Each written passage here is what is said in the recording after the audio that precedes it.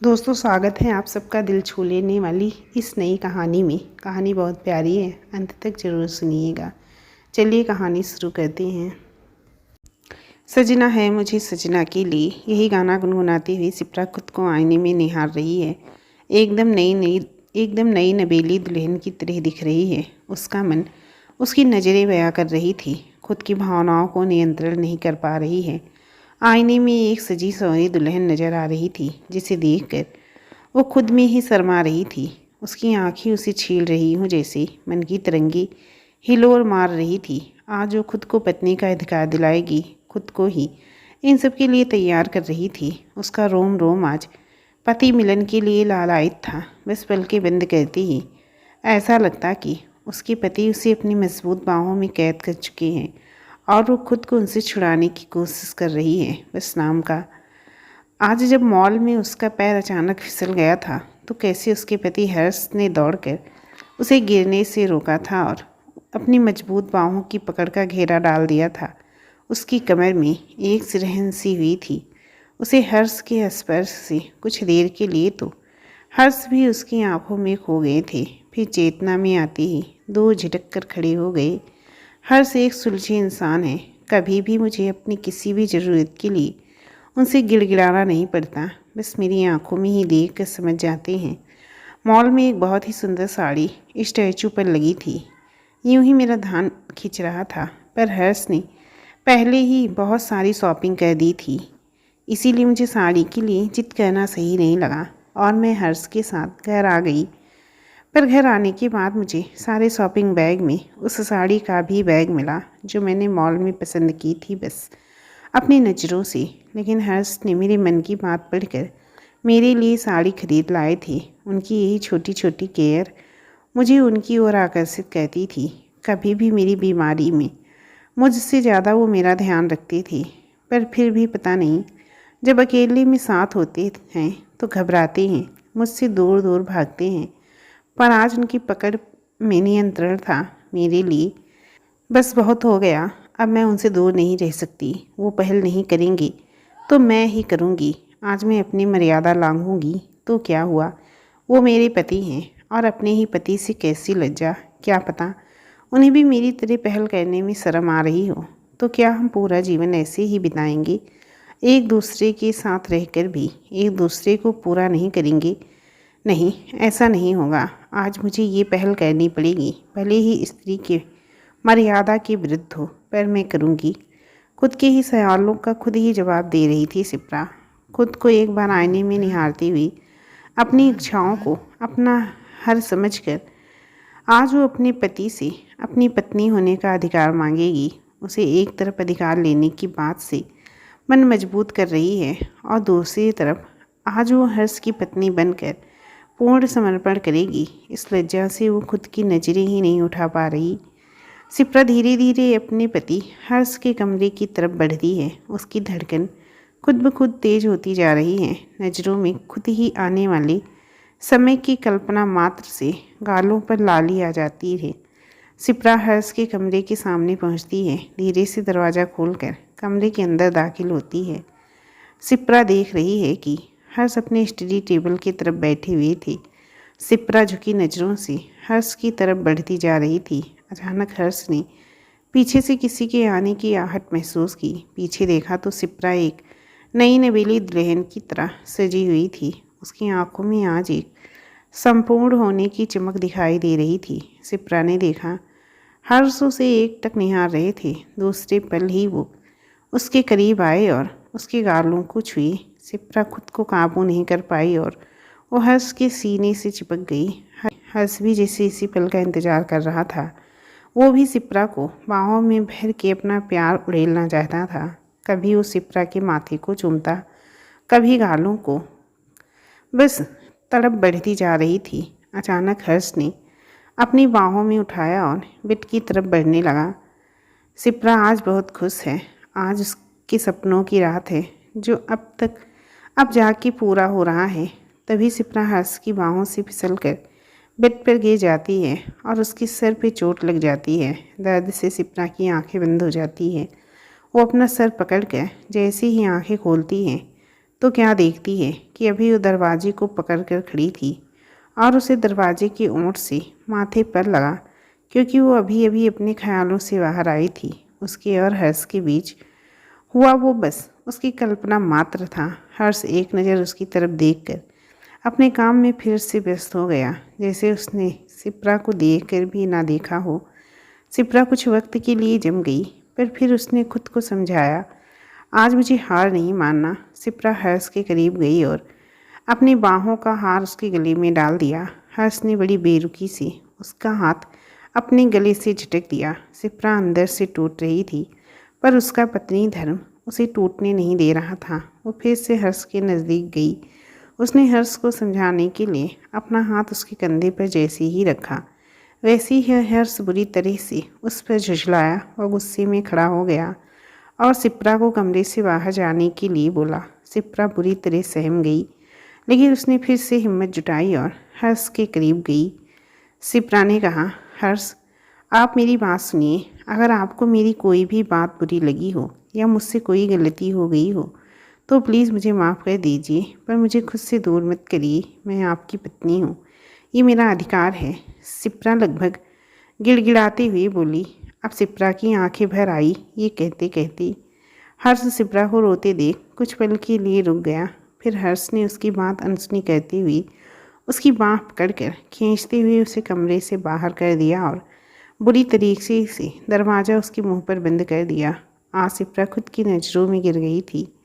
आज उसे ऐसा लग रहा था मानो जैसे कि भरे समाज में उसे निर्वस्त्र कर दिया गया हो। आज उसका आत्मसम्मान घायल हो रहा था। वो अपनी भावनाओं को कंट्रोल नहीं कर पा रही थी। खुद को पति की बाहों में पाने की इच्छा उसके पति ने ठोकर मारी और आज उसका पहल उसके आत्मसम्मान को ठोकर मार रहा था। दोनों तरफ से घायल हो चुकी थी। आंखें अब तक सावन भादों की बारिश से भी ज़्यादा बरसात कर चुकी थी। आंखों में जैसे चारों महीने की बारिश बादल दर्द बनकर उमड़ रहे हों। आज की रात उसके लिए काली रात है। अब वो खुद से ही नजरें नहीं मिला पाएगी। 8 महीने से हर्ष की इस बेरुखी को झेल रही थी, पर उन 8 महीनों में इतनी पीड़ा नहीं हुई जितना इन कुछ लम्हों में हो गई। एक पति जब अपनी पत्नी को बगैर उसकी इच्छा के उसके करीब आता है तब भी वो टूटती है, और जब उसका पति उसकी इच्छा जानते हुए उससे इस तरीके का व्यवहार करे तब भी वो टूट कर बिखरती है।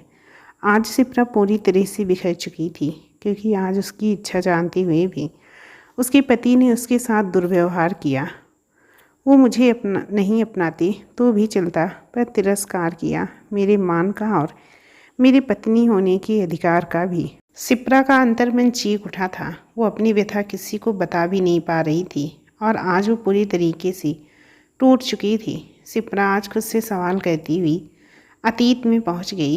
अतीत से मिले घावों को देखकर सोच रही थी कि सारे ज़माने के जख्म उसे ही क्यों मिले थे। क्या पाप हुआ उससे कि उसके दुख की समय सीमा ख़त्म ही नहीं हो रही। भला ऐसा भी क्या पाप हो गया है मुझसे भगवान। उसका हृदय दर्द से फटा जा रहा था। अचानक बाहर की तेज हवाओं के साथ बादल गरजने लगे और बाहर मूसलाधार बारिश होने लगी। जैसे आज सिप्रा का दर्द शायद भगवान से भी न देखा जा रहा हो। सिप्रा लगभग अपना संतुलन खोती जा रही थी। बारिश की आवाज़ ने जैसे उसे अपनी तरफ खींचा हो, जैसे उससे बुला रही हो। वो खुद को किसी तरह संभालती हुई सीढ़ियों से छत पर चली जाती है। बहुत तेज़ बारिश हो रही थी, जैसे बारिश सिप्रा के आंसुओं का साथ दे रही हो। सिप्रा को भी जैसे सहारा मिला हो। छत की दीवार से टेक कर बैठ गई थी। आज उसके और ऊपर वाले में कंपटीशन हो। सिप्रा रोना चाहती हो और वो उसे चुप कराना, अपने आंसुओं को बाहर निकाल के। जितना ही सिप्रा मन हल्का कर रही थी, उतना ही बारिश की बूंदें उसके गालों से उसके आंसुओं को धोए जा रहा था। धीरे धीरे सिप्रा का मन थोड़ा हल्का हुआ। अब उसकी आंखों से मूसलाधार बरसात की जगह बस उसकी आंख के कोरों से बूंदें टपक रही थी। बारिश भी अब बूंदों में गिर रही थी। सिप्रा अपनी आंखों को बंद करके अतीत में चली जाती है। सिप्रा के घर में उसके माता पिता और उससे छोटी बहन और भाई थे। सिप्रा 14 साल की थी। तब की बात है। उसके भाई बहन तो उससे बहुत छोटे थे। सिप्रा के पिता काफ़ी गरीब थे। सिप्रा की बहन तनु और तुषार सबसे छोटा भाई था। गरीबी के अभाव में आके सिप्रा के पिता जब सिप्रा की शादी करनी चाहिए तब वो 10वीं कक्षा में पढ़ती थी। उन्होंने अपने किसी दूर के रिश्तेदार से बात चलाई थी। वो लोग भी तैयार हो गए क्योंकि सिप्रा अभी बालिग नहीं हुई थी। इसीलिए वो उसे अपने घर बस रोका करके ले गए ताकि बालिग होने पर वो दोनों की शादी करा सके। सिप्रा के पिता ने भी सिप्रा को विदा कर दिया।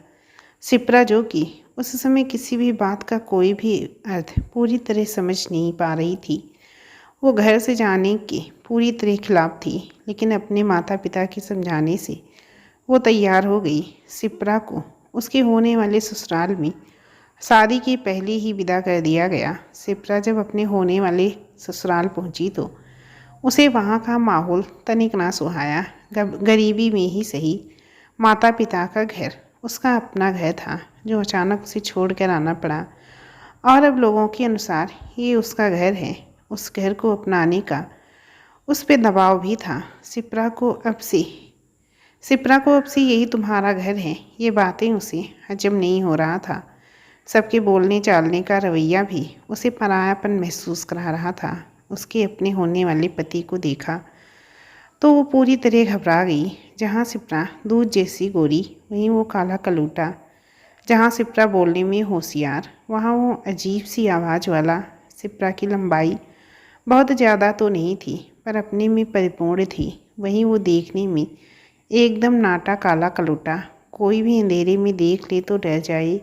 उसे शादी का मतलब तो पता ही था, इतनी भी बच्ची नहीं थी वो। अब उसको बहुत रोना आ रहा था। वो जिद कर बैठी कि उसे यहाँ नहीं रहना है, वो अपने घर जाना चाहती है। उसे बस वो आनंदी वाली फीलिंग आ रही थी। छोटी सी उम्र में मोर ब्याह रचाया, किया थारो कौन कसूर, इतना दिन तो मोहे लाड लड़ाया, अब काहे करो मोहे हिवड़े से दूर। सिप्रा ने रात भर रो रो के सारा घर सर पे उठा लिया था। बस एक ही रट लगाया था कि उसे अपने घर जाना है। सुबह होते ही वो लोग उसके पिता को बुलाकर सारी बात बताकर उसके साथ सिप्रा को भेज देते हैं। सिप्रा वापस अपने घर आके बहुत खुश होती है। उसे ऐसा लगता है जैसे वो किसी जेल से आज़ाद हुई है। उसके माता पिता उसे समझा बुझा कर वापस भेजने की कोशिश करते हैं, पर सब बेकार था, क्योंकि उसके लिए वो घर नहीं, कोई भयानक गुफा थी जिससे निकलकर वो बाहर आई थी। बेटी की जिद के आगे माँ बाप का कोमल मन हार गया। उन्हें भी ज़्यादा जोर ज़बरदस्ती करना ठीक नहीं लगा। कल को कुछ अनुचित हो गया तो वो खुद को माफ़ नहीं कर पाएंगी। इसीलिए ये बात गई गई में शामिल हो गई थी। लेकिन कहते हैं ना, कुछ भी हमारे सोच के मुताबिक नहीं होता। यहीं से सिप्रा का जीवन करवट बदलने लगा। धीरे धीरे समाज में ये बात फैल गई कि सिप्रा शादी के दूसरे दिन ही भाग आई। वो कहते हैं ना, नाम पहुंचने में पूरा जीवन लग जाता है, पर बदनामी तो बिना पैर के भी हवाई जहाज़ से भी ज़्यादा तेज़ उड़ती है। लोगों से बातें बनाना शुरू कर दिया। लोगों की अजीब सवालों और बेतुकी राय अब सिप्रा को रोज़ सुनने पड़ती थी। पर जहाँ ऐसी बातें सुनकर कोई भी हीन भावना का शिकार हो सकता है, वहीं सिप्रा ने इन बातों से खुद को कमज़ोर करने के बजाय मजबूत बनाने में जुट गई। लोगों की बातों ने उसे बचपन से निकालकर समझदारी की तरफ बढ़ा दिया। ऐसे हालातों के बावजूद न जाने सिप्रा में गजब का आत्मबल था। उसने सबको नज़रअंदाज करके खुद की पढ़ाई पूरी करने में जुट गई। सिप्रा पढ़ाई में होशियार थी। उसने सारा ध्यान लोगों की बातों से हटाकर अपनी पढ़ाई में लगा दिया। पर कहते हैं ना, जब सब समय कठिन परीक्षा लेने पर आ जाए तो फिर किसी को चैन की सांस कहाँ लेने देता है। अभी सिप्रा की पढ़ाई पूरी भी नहीं हुई थी कि उससे पहले ही उसके पिता का साया भी उसके सर से उठ गया। सिप्रा के घर की परिस्थिति पहले ही बहुत ख़राब थी। ऊपर से उसके पिता का असमय निधन। सिप्रा के ऊपर दुखों का पहाड़ टूट पड़ा। समय ने फिर उसे कठिन घड़ी में लाके खड़ा कर दिया है, पर इस बार भी सिप्रा ने अपने आत्मबल का परिचय दिया।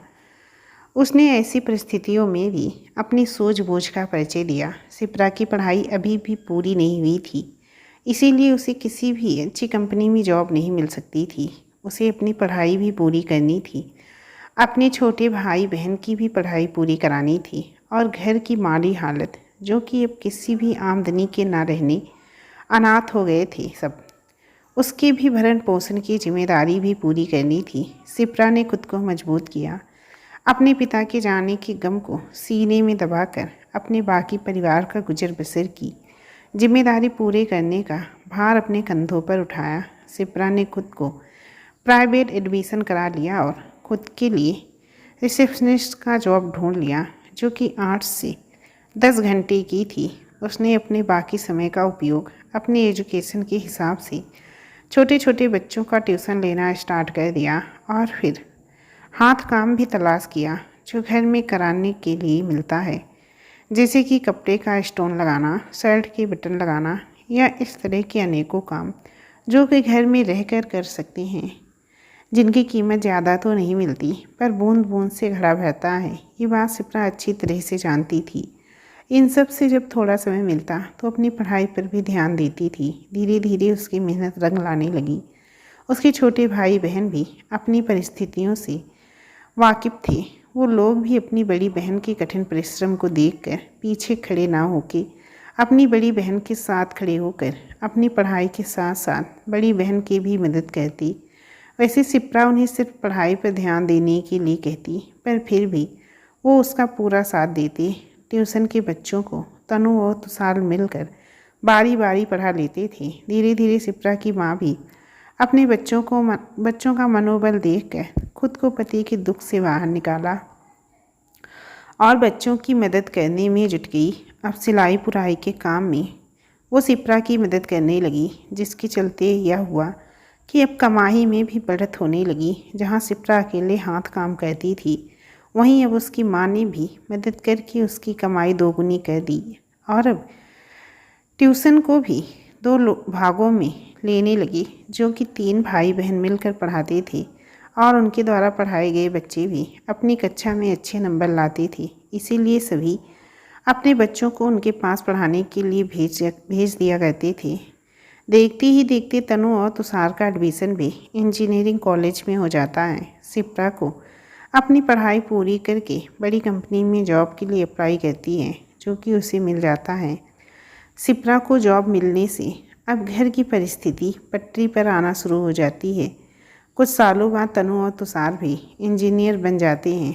अब उनके घर में आमदनी की कमी नहीं रहती। सिप्रा ने कठिनाइयों के 5 साल अपनी कड़ी मेहनत और लगन पार कर लिया था और वो अपनी ज़िंदगी के इम्तिहान में अच्छे नंबर से पास हुई। अब सिप्रा 24 साल की हो चुकी थी। फिर समय आया वापस सिप्रा की शादी का, क्योंकि अब सिप्रा सच में शादी के योग हो चुकी थी। पर अपनी परिस्थितियों का हवाला देकर शादी की बात कोई घर में ना करे, ऐसी हिदायत उसने सबको दे रखी थी।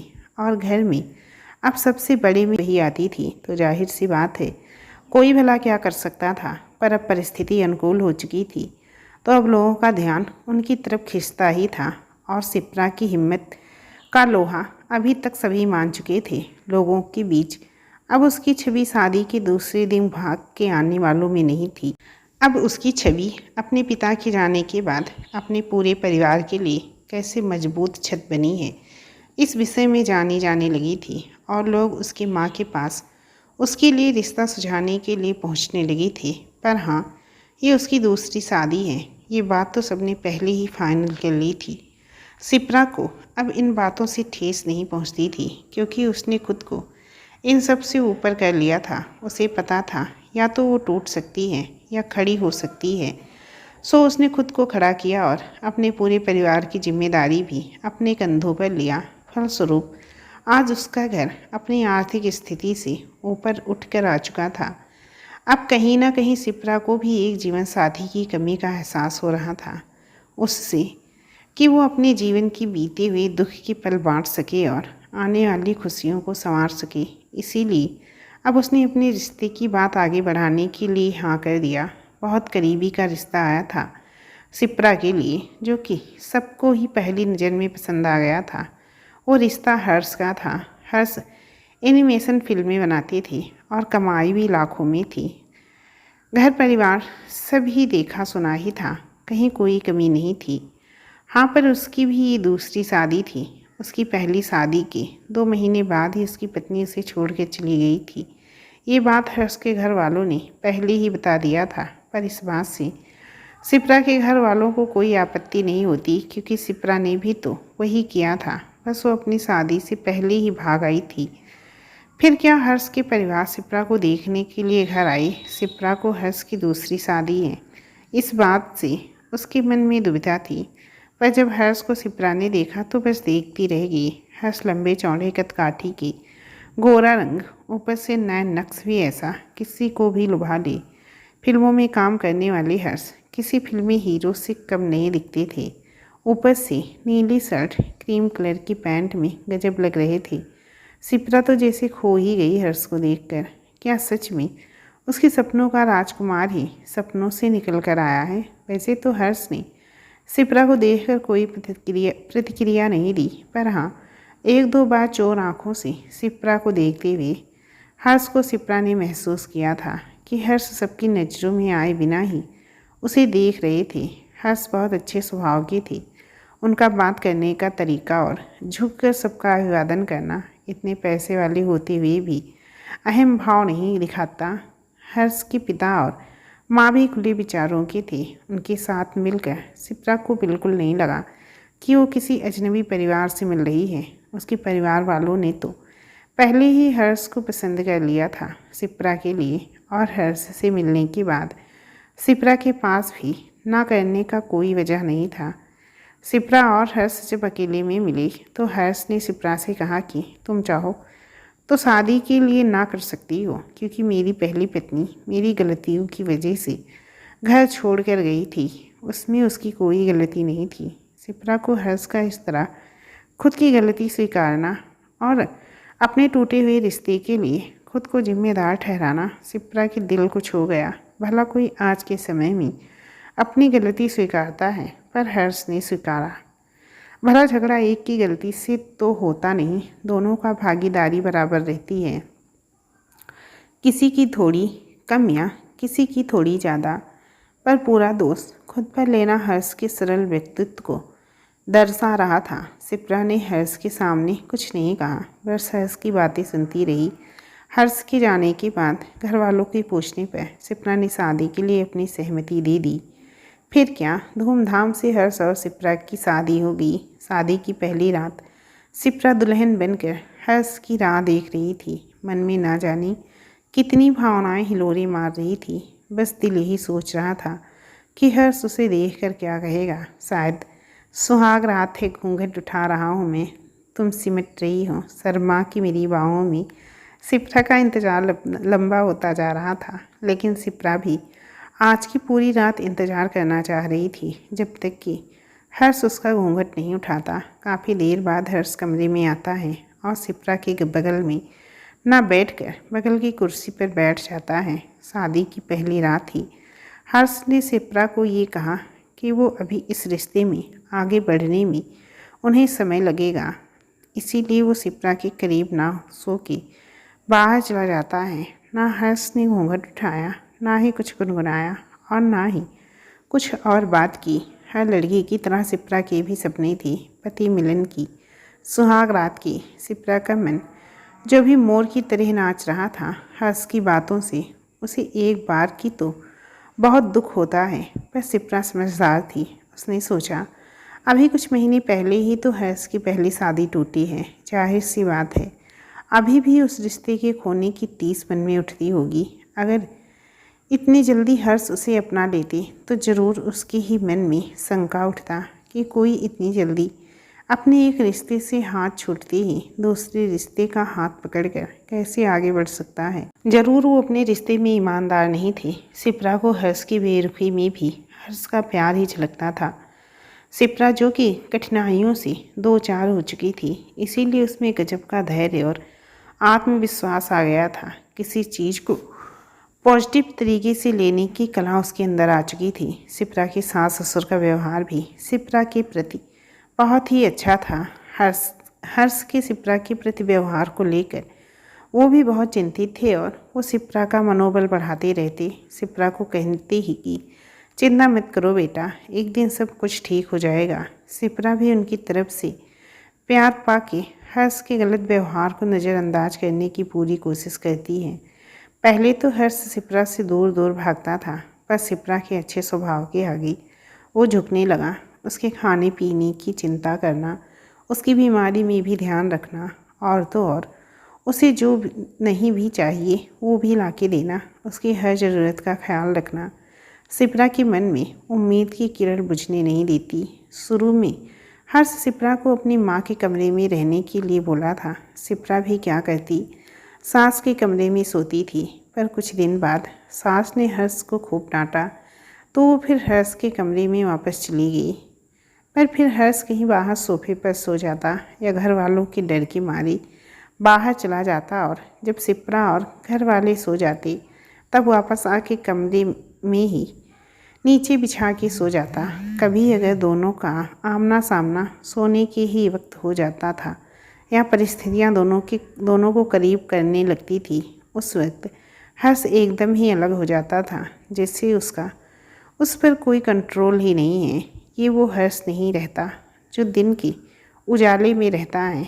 कभी बेवजह चिढ़ना, सामान इधर उधर फेंकना, कभी कभी तो हद कर देता था। बिना बात के सिप्रा को कमरे से बाहर निकाल देता। सारी बातें सिप्रा को अंदर अंदर खाई जा रही थी, परंतु उसने अपनी परिस्थितियों से लड़ने का वादा किया था। उसको विश्वास था कि एक ना एक दिन स्थिति उसके अनुरूप हो जाएगी। आज नहीं तो कल ही सही हर्ष उसे ज़रूर अपनाएगा। उसका ये खुद पे भरोसा था, और उसका भरोसा धीरे धीरे हर्ष के गुस्से को कमज़ोर कर रहा था। कभी कभी उसे लगता कि जैसे हर्ष की आंखें उसे ही देख रही हों। जब जब उसे लगता कि हर्ष उसके करीब आना चाहता है, उसके दूसरे ही पल हर्ष का गुस्सा होना शुरू हो जाता। सिप्रा समझ ही नहीं पा रही थी आखिर हर्ष इतने अच्छे होते हुए भी उनके साथ कभी कभी इतना बुरा क्यों करते हैं। बस ये सोच के ही शायद वो अपनी पहली पत्नी को भूल नहीं पा रहे हैं, और उसकी जगह सिप्रा को देने में उनका दिल राजी नहीं हो पा रहा, या वो किसी और से प्यार करते हैं।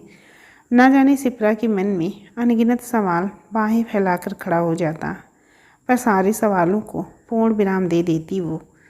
मुझे कुछ नहीं पता, अगर वो अपनी पहली पत्नी से प्रेम करते भी हैं तो क्या, अब मैं उनकी पत्नी हूँ, और अगर उनके मन में किसी दूसरी लड़की के लिए प्रेम है तो भी अब मैं ही उनकी अर्धांगिनी हूँ।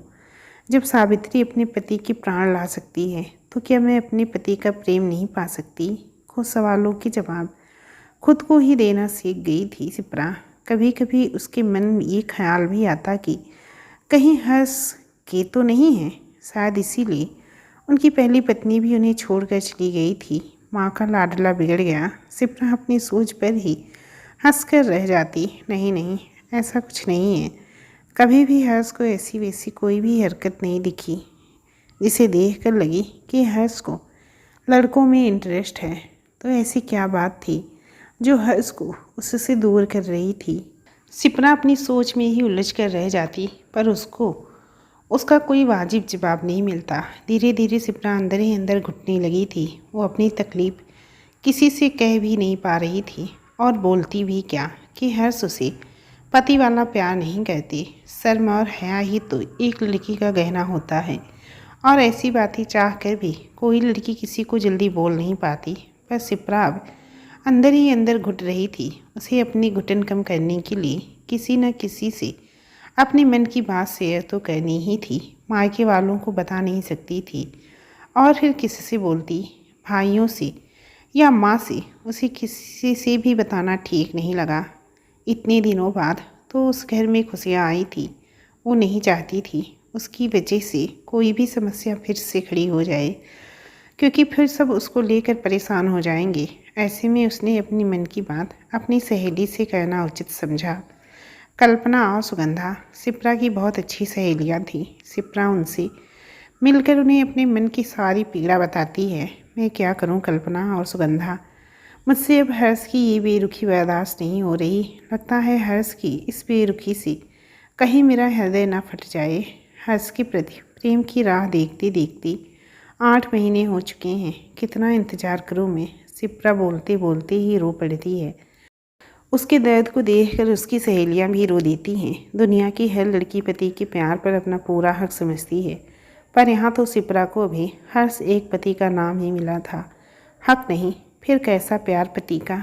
अपने मन का घुटन उसके आगे रख कर वो थोड़ा का हल्का महसूस करती है, पर बस मन का थोड़ा दर्द छलका था। अभी तो पूरी गागर उसके अंदर भरी हुई थी। कल्पना और सुगंधा शिप्रा को सांत्वना देती है, पर उन्हें भी पता था मामला उलझा हुआ है।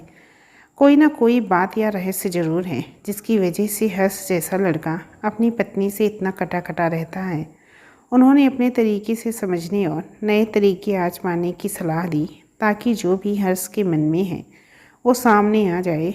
उसमें से एक यही तरीका था कि वो अपने रिश्ते को बचाने के लिए खुद ही पहल करे। कुछ तो जवाब हर्ष की तरफ से मिलेगा। हर्ष हमेशा ही शिप्रा और खुद के रिश्ते के बारे में बात करने से कतराता था। शिप्रा को कल्पना और सुगंधा की बात सही लगी। कहीं तो पहल करनी होगी, किसी को तो करनी ही पड़ेगी। अपने रिश्ते को लुटते नहीं देना चाहती थी।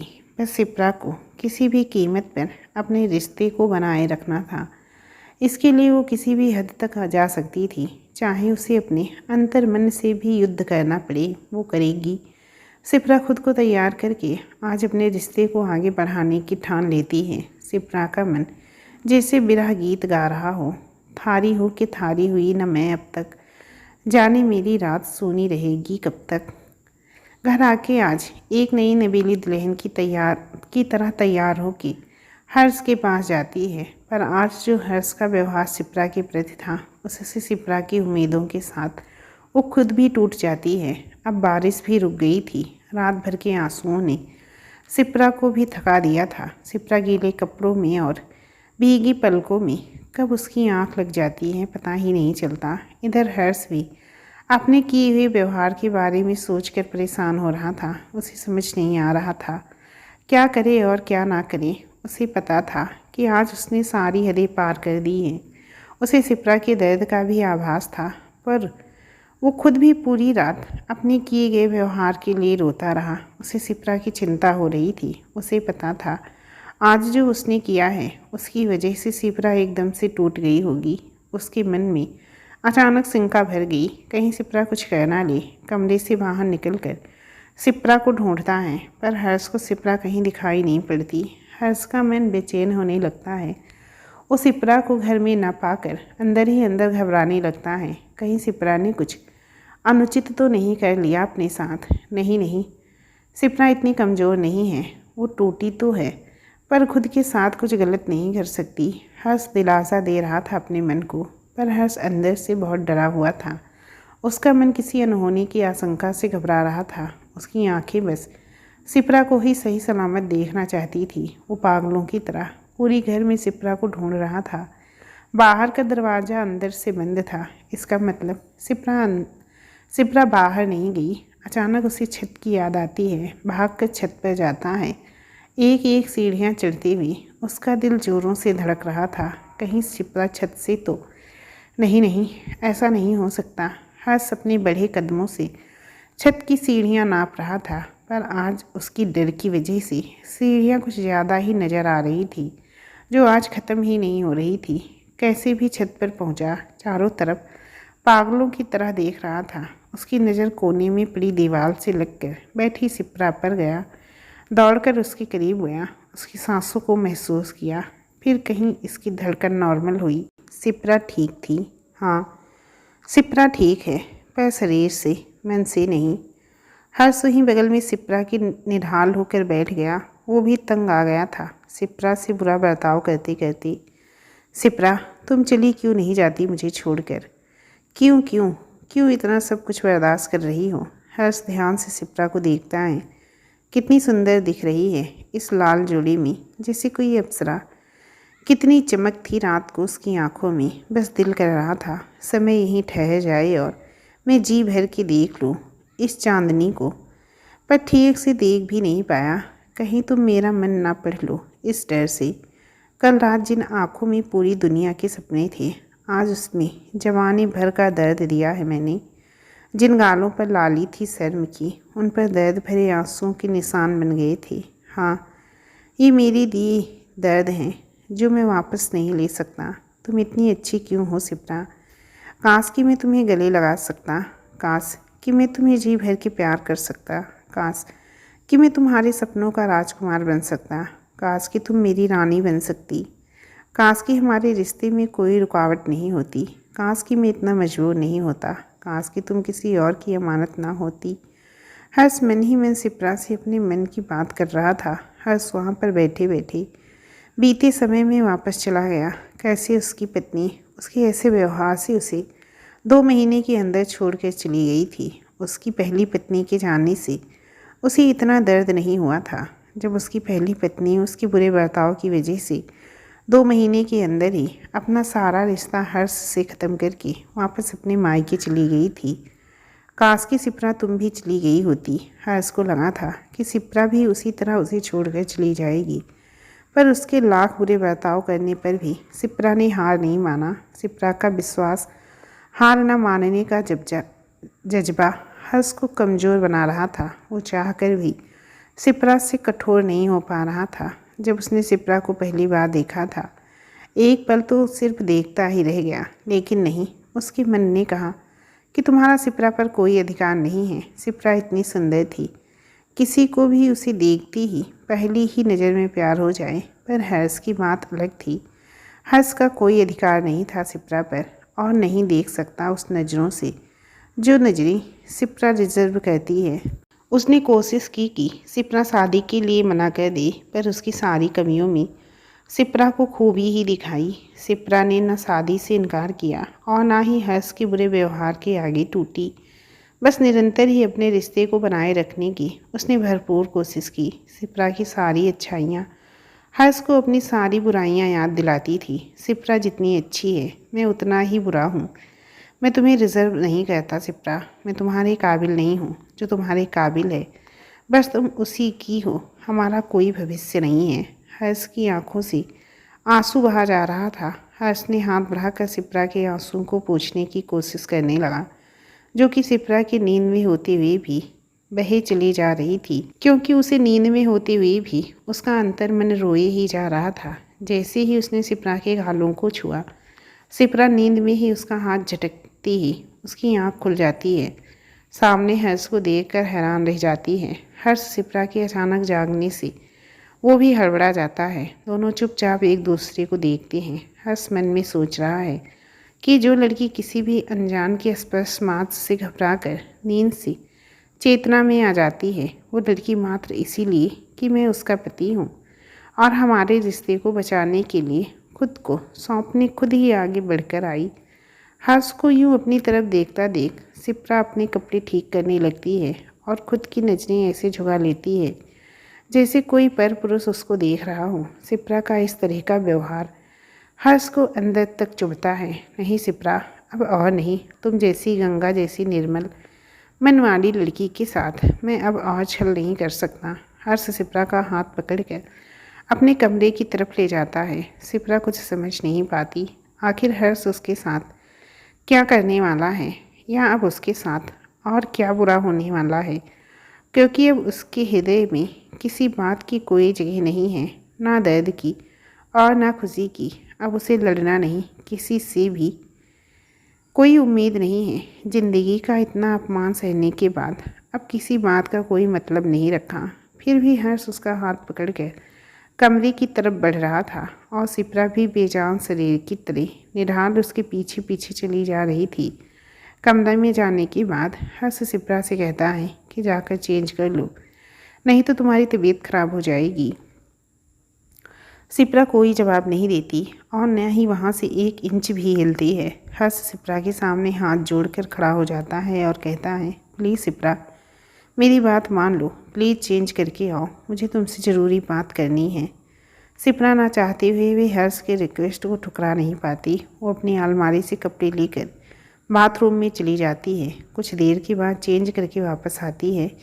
हर्ष, सिप्रा, मेरी बात ध्यान से सुनो प्लीज़। मैं तुमसे माफ़ी नहीं मांग सकता और ना ही कोई सफाई दे सकता हूँ, पर हाँ, आज मैं भी हार गया हूँ तुम्हारी हिम्मत के आगे। प्लीज़ मुझे माफ़ कर देना। सिप्रा हर्ष की बातों से बहुत हैरान होती है, क्योंकि इन 8 महीनों में ऐसा कोई दिन या पल या समय नहीं आया था जब हर्ष सामने आकर उससे सीधे मुंह कोई भी बात की हो। सिप्रा चाह कर भी हर्ष की बातें अनसुना नहीं कर पा रही थी। 8 महीने में वो हर वक्त बस इसी पल का इंतज़ार कर रही थी कि कब हर्ष आकर उससे कोई भी कैसी भी बात हो करेगा अपने पति होने के हक से। पर इन 8 महीनों में ऐसा कोई पल नहीं आया, और अब आया भी है तो उसे समझ नहीं आ रहा है कि हर्ष की बातें सुनी भी या अनसुनी करके कमरे से बाहर चली जाए। लेकिन वो चाह कर भी बाहर नहीं जा पा रही थी, क्योंकि आज हर्ष की आंखें और उसकी हरकतें और उसकी बातें सब एक ही बात कह रही थी, हर बार की तरह अलग अलग नहीं थी। सिप्रा वहीं बेड पर बैठ जाती है, बिना कोई हर्ष की बातों का उत्तर दिए। हर्ष अलमारी में बनी अपने लॉकर में से कुछ कागज़ निकालते हैं और लाकर सिप्रा को दे देते हैं। सिप्रा कागज़ हाथों में नहीं पकड़ती है। हर्ष ज़बरदस्ती उसके हाथों में कागज़ पकड़ा देता है और वहाँ से चला जाता है। सिप्रा की नज़र कागज़ों पे पड़ती है। किसी हॉस्पिटल की रिपोर्ट की तरह दिखाई दे रहा था। अरे नहीं, ये तो रिपोर्ट ही है, सिप्रा मन में सोचती है। सिप्रा बारीकी से रिपोर्ट को पढ़ती है। रिपोर्ट पढ़ते पढ़ते उसकी आंखों में आश्चर्य, घबराहट और चिंता की लकीरें साफ नज़र आने लगती हैं। उसका शरीर कांपने लगता है। उसके हाथ से कागज़ नीचे गिर जाता है। दर्द के मारे सिप्रा की ओंठ फड़फड़ाने लगते हैं। रिपोर्ट में हर्ष HIV पॉजिटिव है, इस बात की पुष्टि की गई थी। सिप्रा एकदम निढाल होकर बेड पर गिर जाती है। अब उससे कुछ समझ नहीं आता कि वो इस परिस्थिति से कैसे लड़ी। उसके सारे सपने इस कागज़ के टुकड़े ने हमेशा के लिए छीन लिए। हर्ष ने बिना सच्चाई बताए उसके साथ और उसके पूरे परिवार के साथ धोखा किया था। उसे धोखे में रहकर उसके साथ विवाह का बंधन बांधा था। क्या करे सिप्रा, तोड़ दे सारे बंधन, चली जाए यहाँ से। पर समाज कहाँ जीने देगा। इसमें भी उसकी ही गलती नज़र आएगी सबको। हर्ष ने इतनी बड़ी बात छुपाई, कैसे कर सकते हैं हर्ष ऐसा। मन में हर्ष को लेकर सिप्रा की नफरत भर रहा था। वो दूसरे ही पल हर्ष के व्यवहार के बारे में सोचकर उसका गुस्सा कम हो जाता है। ऐसी बीमारी के बारे में लोगों की सोच कहाँ अच्छी है कि कोई भी इस बात का ढिढोरा पीट कर बताए। हर्ष ने मुझे इशारे से बताने की कोशिश की थी, पर मैं ही उनके रूप पर मर मिटी थी। अब यही मेरा नसीब है। शायद ईश्वर ने मेरे भाग्य में पति का सुख नहीं लिखा है, लेकिन इतने दिनों में ये तो पता चल चुका है कि वो दिल के बुरे नहीं हैं। हम दोस्त बनकर जीवन गुजार लेंगे, पर अब मैं टूटे रिश्तों का बोझ और अपने सिर पर नहीं लूँगी। सिप्रा जैसे उलझी हुई थी किसी भवसागर में, और यहाँ से निकालने कोई नहीं आने वाला है। इस परिस्थिति का सामना उसे खुद ही करना पड़ेगा। सिप्रा ने निर्णय लिया कि इस परिस्थिति के साथ ही अपना जीवन बिताएगी। शादी का बंधन ऐसा नहीं होता जो तोड़ दिया जाए। कारण चाहे जो भी हो, वो अपने रिश्ते को अपना पूरा साथ देगी। अब जो भी है यही उसका नसीब है। यही सोच में उलझी हुई वो उसी हालत में तब तक बैठी रहती है जब तक हर्ष नहीं आता। हर्ष सिप्रा को चेतना में लाता है और कहता है, यही मेरी हकीकत है सिप्रा, यही कड़वा सच है जिसे मैं चाह कर भी तुम्हें नहीं बता सकता था। पर जिस तरीके से मैंने कल तुम्हारा दिल तोड़ा है, उसके बावजूद भी तुमने मुझसे कोई नाराज़गी नहीं रखी। आज भी तुम मुझसे कोई सवाल नहीं कर रही हो। अब मैं थक गया हूँ तुमसे अपनी सच्चाई छुपाते छुपाते। अब ऐसा लगता है कि कहीं मैं ही टूट ना जाऊँ तुम्हें तोड़ते तोड़ते। मैंने तुम्हारे जीवन के 8 महीने बर्बाद कर दिए। मेरी की कोई माफ़ी नहीं है, मैं मांगूंगा भी नहीं, क्योंकि इन 8 महीनों में तुमने मुझे रियलाइज़ करा दिया कि मैं कितना गलत था। मुझे तुम्हारा जीवन बर्बाद करने का कोई हक नहीं था, कोई भी नहीं। सिप्रा अभी भी कोई जवाब नहीं दे रही, अभी भी वैसे ही बुद्ध बनकर बैठी हुई थी। हर्ष ने सिप्रा को ज़ोर से हिलाया। हर्ष सिप्रा की खामोशी से डर रहा था। हर्ष के हिलाते ही सिप्रा जैसे चेतना में वापस आई। सिप्रा ने हर्ष की तरफ देखा। हर्ष अपनी नज़रें चुरा रहा था। हर्ष को पास देखकर सिप्रा अपने दोनों हाथों से चेहरा छुपाकर रोने लगती है। सिप्रा फूट फूट कर रोती है। आज जैसे उसके 8 महीने का गम उसके आंसू में बाहर आ रहा हो। सिप्रा बस रोए जा रही थी। हर्ष सिप्रा का व्यवहार देखकर आश्चर्य में पड़ गया। जो राज आज उसने सिप्रा को बताया वो राज कोई भी दूसरी लड़की जानने के बाद एक पल नहीं ठहरती, पूरा घर सर पर उठा लेती, सारे समाज के सामने उसे अपमानित करती और तो और उसे मुझे छूने से भी घिन आती। सिप्रा से हर्ष ने कहा, मुझे यकीन है कि इसके बाद तुम बिना कोई सवाल किए मुझे छोड़कर चली जाओगी। अब शायद तुम्हें तुम्हारे सारे सवालों की जवाब उस रिपोर्ट में मिल गया है। सिप्रा अपने आंसुओं को पोंछती हुई, मैं तुम्हें छोड़कर चली जाऊंगी, पर क्यों? तुम्हें ऐसा क्यों लग रहा है कि रिपोर्ट पढ़ने के बाद मैं तुम्हें छोड़कर, अपना रिश्ता तोड़कर तुमसे ये घर छोड़कर चली जाऊंगी? हर्ष हैरानी से, सब कुछ जानने के बाद भी तुम ऐसी बातें कर रही हो? हाँ हर्ष, तो क्या हुआ कि तुम HIV पॉजिटिव हो? ये कोई गुनाह नहीं है या कोई छुआछूत की बीमारी नहीं है। जो मैं तुम्हारे साथ रहूँगी तो मुझे लग जाएगा। हर्ष, पर ये जानते हुए भी ये बीमारी मुझे किस वजह से हुई है, उसके बावजूद भी तुम मुझसे नाराज़ नहीं हो। ये बात बिना बताए मैंने तुमसे शादी की, क्या तुम इस बात से भी नाराज़ नहीं हो? सिप्रा, तुम्हारी पत्नी होने के नाते इस बात से नाराज़ होने का मेरा पूरा हक है। आपने बिना बताए मुझसे शादी की, इस बात से भी मैं दुखी हूँ। जिस वजह से आपको ये बीमारी हुई उस बात से भी मैं दुखी हूँ, पर इन सब की वजह से मैं आपसे रिश्ता तोड़कर चली जाऊँ, ये संभव नहीं है। मैं पत्नी हूँ आपकी, और अब यही सच सबसे बड़ा है। मैं नहीं तोड़ सकती आपसे रिश्ता, मुझे यहीं रहने दीजिए। अब मैं कोई सवाल नहीं करूँगी, क्योंकि जो भी है अब वही मेरा नसीब है। अगर हमारा आपसी रिश्ता नॉर्मल पति पत्नी जैसा होता तो शायद मैं आज इस राज को जानकर आपसे बहुत नाराज़ होती, या तो हो सकता है रिश्ता ही तोड़ देती। पर बीते 8 महीनों में मैं समझ पाई कि आपने ऐसा क्यों किया है। आपका दर्द कम तो नहीं कर सकती, पर मैं बांट तो सकती हूँ। आपकी मजबूरी जानकर मैंने अपने 8 महीनों के लिए आपको माफ़ करती हूँ। मेरे मन की सारी शंकाएं ख़त्म हो गई हैं। बस आपसे हाथ जोड़कर विनती है, आप मुझे यहीं रहने दीजिए। आपका मुझसे दूर रहना मेरी ही हिफाजत करना था, इसीलिए मैं सब कुछ भूलने के लिए तैयार हूँ। पर सिप्रा, मैंने जो किया वो बहुत गलत है। मेरी बीमारी मेरी गलत सोच और गलत रहन सहन की वजह से हुआ है। इसमें तुम्हारी कोई गलती नहीं, तो फिर तुम क्यों सफ़र करोगी? सिप्रा बोली, हर्ष, जो आप कह रहे हैं वो सही है, पर आप भी गलत नहीं हैं पूरी तरीके से। आपसे गलतियां हुई हैं, लेकिन अपनी गलतियों को आपने स्वीकार किया है। कहाँ स्वीकार किया मैंने अपनी गलतियों को? 8 महीने से तुम्हें एक अनचाहे रिश्ते में बांध कर रखा, तुम्हें बताया नहीं कि तुम जिसके साथ सपने देख रही हो वो उन सपनों के काबिल नहीं है। मैंने तुम्हें छला है सिप्रा। तुम चाहो तो तुम मुझे सज़ा दो, मुझे पुलिस के हवाले कर दो, पर प्लीज़ मुझे छोड़कर चली जाओ। नहीं हर्ष, आपने कोई बहुत बड़ा अपराध नहीं किया जिसके लिए क्षमा ना किया जा सके। तुम ऐसी क्यों हो सिप्रा? तुम अब भी यही कर रही हो। मुझसे कोई अपराध नहीं हुआ है, जबकि जो बर्ताव मैं तुम्हारे साथ 8 महीने से कर रहा था वो सिर्फ 2 महीने ही मेरी पहली पत्नी बर्दाश्त नहीं कर पाई और उसने इस रिश्ते से खुद को आज़ाद कर लिया। मैंने तुम्हें शादी से पहले ही समझाने की कोशिश की थी। मेरी पहली शादी मेरी वजह से ही टूटी है, पर मैं तुम्हें पूरा सच नहीं बता पाया। समाज के डर ने मेरे होठों पर चुप्पी रख दी थी। मुझे लगा तुम भी मेरे व्यवहार से तंग आकर कुछ ही दिनों में छोड़कर चली जाओगी। जो चुप्पी मैंने समाज के डर से रखा था वही चुप्पी तुम्हारे विश्वास के आगे टूट गया।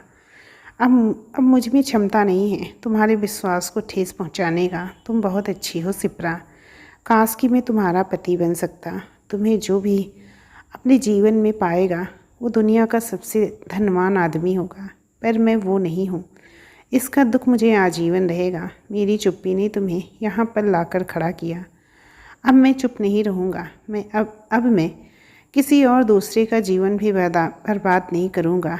मैं तुमसे प्रॉमिस करता हूँ, मैं आज ही अपने घर वालों को और तुम्हारे घर वालों को सारी बातें बता दूँगा। प्लीज़ सिप्रा, मुझे माफ़ कर दो। नहीं हर्ष, प्लीज़ ऐसी बातें मत करो। मुझे पता है कि तुमसे गलती हुई है, पर इसके लिए तुम अकेले जिम्मेदार नहीं हो। ये तो समाज के डर और एक पुरुष का अहम था जो तुम्हारी अच्छाइयों को बुराई में बदल दिया। शिप्रा किसी भी कीमत पर अपना पत्नी धर्म निभाना चाहती थी, पर वो पुरुष भी तो मैं ही था। तुम्हें पता नहीं शिप्रा, तुम्हें पास देखकर कभी कभी मैं अपनी हकीकत को दरकिनार करना चाहता हूँ। अगर मुझसे कोई चूक हो जाती है तो मैं भी एक पुरुष ही हूँ। तुम्हें करीब पाके मेरा मन भी बहक जाता था। गलती करने के बाद पछतावा करने का क्या फ़ायदा शिप्रा? आपकी वही बातें ही आज इतना बड़ा सच जानने के बावजूद मेरी नज़र में आपकी इज्जत कम नहीं होने दे रहा है। आपकी नज़रों को पढ़ रही तो मैं समझ नहीं पाती थी। कभी कभी आपकी आंखों में मौन आमंत्रण दिखता था मुझे, इसीलिए तो मैं बार बार आपके करीब जाने की कोशिश करती थी। हम लेडीज़ के पास सिक्स सेंस होता है। हमें कौन कब कैसी नज़रों से देख रहा है ये हम तुरंत ही समझ जाते हैं। मैं आपकी सारी मजबूरियां समझ गई हूँ हर्ष। आप चाहते तो बिना बताए ही अपना जीवन नॉर्मल लोगों की तरह जी सकते थे। ना आपकी पहली पत्नी को पता चलता और ना ही मुझे, जब तक कि हम पूरी तरह इस संक्रमण के शिकार नहीं हो जाती। और फिर आपको कोसने के अलावा हमारे पास और क्या चारा रहता। पर आपने ऐसा नहीं किया। खुद तड़प कर रह गए, पर किसी को करीब आने नहीं दिया। आप ये मत समझो है कि मैं आपके साथ फिजिकल रिलेशन के बिना नहीं रह सकती। मैं जो भी कर रही हूँ बस इसी कारण कि हमारा रिश्ता। शिप्रा अपनी बात पूरी करके उससे पहले ही हर्ष बोल पड़ता है। हर्ष प्लीज़ शिप्रा, मुझे और मत गिराओ। अगर इतने दिनों में तुम मुझे समझ पाई हो तो बस इतना समझ लो कि मैं तुम्हारी इज्जत ही नहीं करता। तुम्हारा सम्मान मेरी नज़रों में पूजा के योग्य है। तुम मेरे साथ बिना ही किसी स्वार्थ के पूरा जीवन बिता लोगी, ये मैं पूरे विश्वास से कहता हूँ। पर मैं क्या दे पाऊँगा तुम्हें सिवाय जिल्लत की शिप्रा।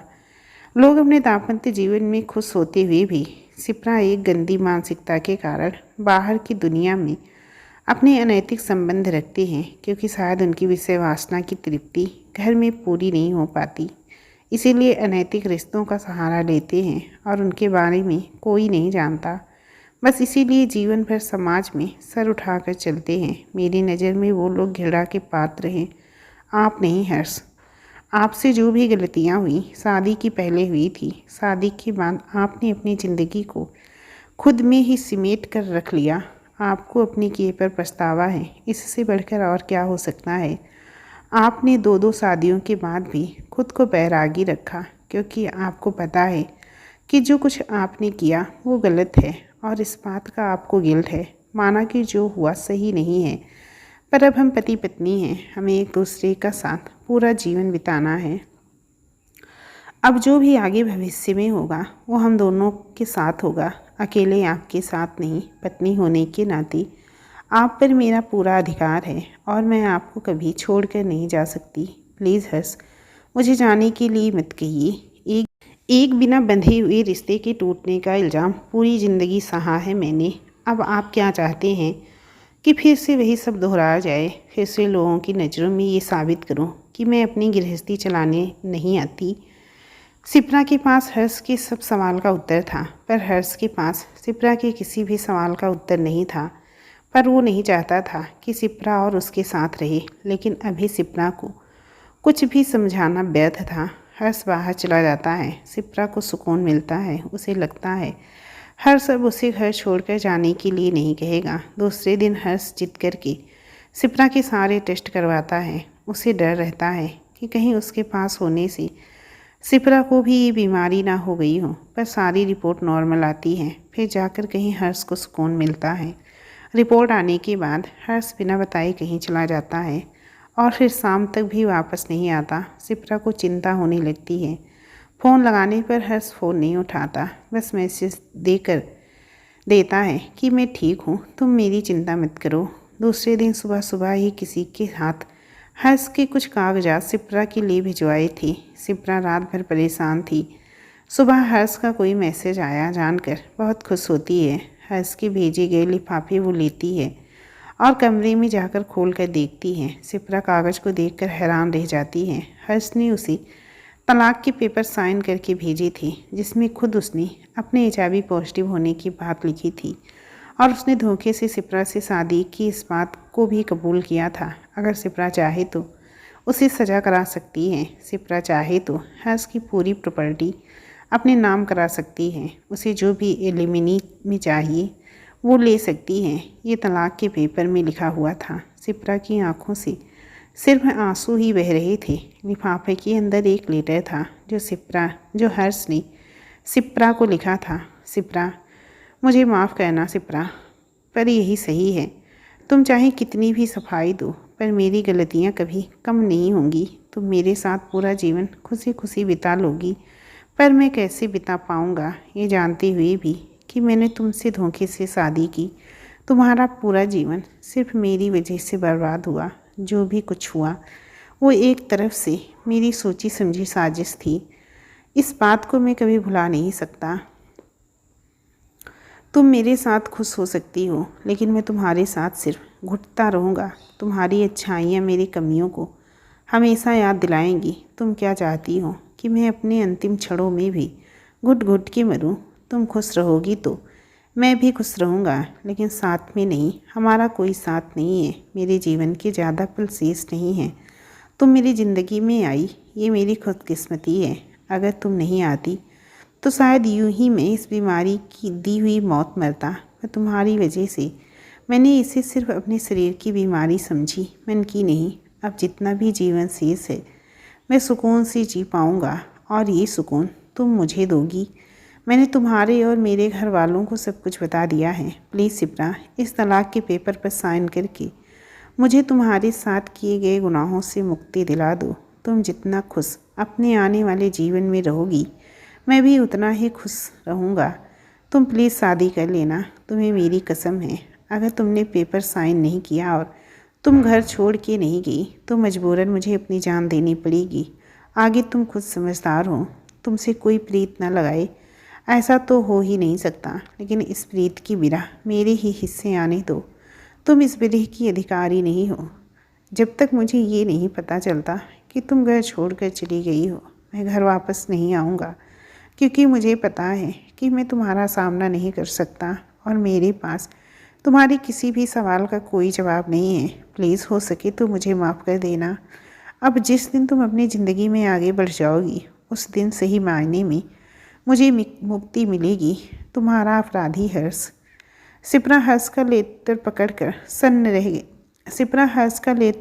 सन्न रहेगी। अब वो क्या करे? उसे कुछ समझ में नहीं आ रहा था। तभी उसे बाहर से अपने भाई तुषार और माँ की आवाज़ सुनाई दी। वो समझ चुकी थी कि हर्ष के बताने के बाद ये यहाँ आए हैं। घर में शोर मचने लगा था। बात भी सबके लिए ही बहुत बड़ी थी। सास ससुर भी माफ़ी मांग रहे थे, पर सिप्रा की नज़र दरवाजे पर थी कि शायद हर्ष उसे रोकने आए, पर ये उसका सपना था। तुषार और माँ ने जितना ज़रूरी सामान समझा उसे पैक किया और सिप्रा को खींचकर गाड़ी में बैठा दिया। सिप्रा भी चुपचाप बैठ गई। रास्ते भर सिप्रा की माँ सिप्रा को पकड़कर रोती रही, पर सिप्रा की आंखों में तो बस हर्ष से बिछड़ने का गम था, उसके साथ शादी में बंधने का नहीं। कुछ दिनों बाद घर वालों की जिद और हर्ष के लिए कसम के चलते सिप्रा ने शादी कर ली और अपने शादीशुदा जीवन में अब सिप्रा खुशहाल भी है। पर उसे तो हर्ष की प्रीत की बिरह भी झेलना पड़ा। अब हर्ष इस दुनिया में नहीं था, पर सिप्रा की यादों में हमेशा ही रहेगा, क्योंकि सिप्रा ने तो उसकी नाराज़गी से प्रेम किया था और उसे पता था कि हर्ष की बीमारी ने ही उसे गलत बनाया था, वरना उससे अच्छा शायद ही दुनिया में कोई हो। जाने अनजाने दोनों दिल से एक दूसरे के करीब हो गए थे। कभी कभी भावनाएं गलत सही से भी ऊपर उठकर एक दूसरे को अपना लेती हैं, पर दिमाग नहीं। सिप्रा और हर्ष की कहानी यहीं समाप्त होती है। कहानी अच्छी लगी हो तो प्लीज़ कहानी को लाइक करें, और हमारे चैनल पर नए हैं तो प्लीज़ चैनल को भी सब्सक्राइब जरूर कर लें। चलिए मिलती हूँ किसी अगली कहानी के साथ। तब तक के लिए नमस्कार।